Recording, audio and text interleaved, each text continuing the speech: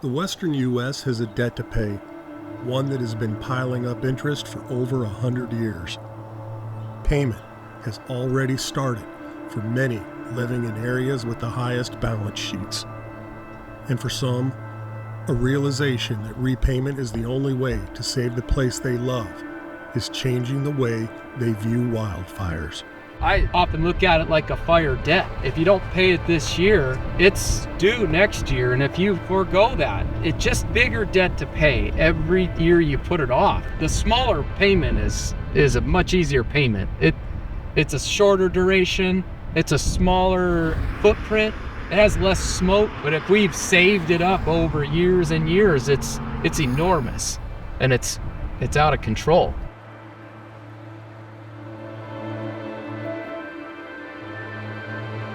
A good working relationship is already set up, and we work through it. When a project arises, we already know each other's missions. You know how to work together. The cooperation is key within the state organizations and the Forest Service and the governmental agencies to make sure that we continue to get these projects completed. The vast majority of the western forests are in need of fire. Fire isn't the enemy. Well, it's not a question of if, it's a question of when. We have about 300 trees per acre when we should only have 40 to 60.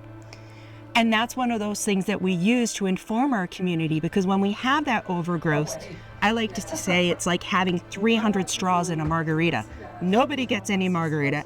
Everybody's unhappy. If we don't have the community's backing and we don't have the community behind us and informed in this, then we don't have anything. So the community is what helps us push us forward to get these things done. And I would say 20 plus years ago, we recognized that. What we have now is not natural. What we have now is vastly overgrown and unnatural. So then it causes stress on the mature, beautiful vegetation that we do want. That creates more fuel for wildfire to come through. So when you do the work of preventing, then you have a beautiful forest. In late summer, the opportunity the Gila County fire managers had been preparing for arrived. A dry lightning storm passed through the region, sparking 2 fires in the forest. After years of groundwork, they saw a chance to turn nature's ignition into a tool for forest management.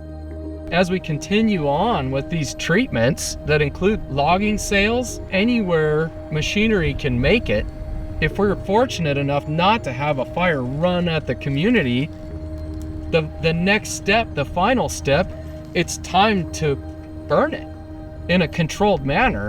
And it removes the hazard that's out there.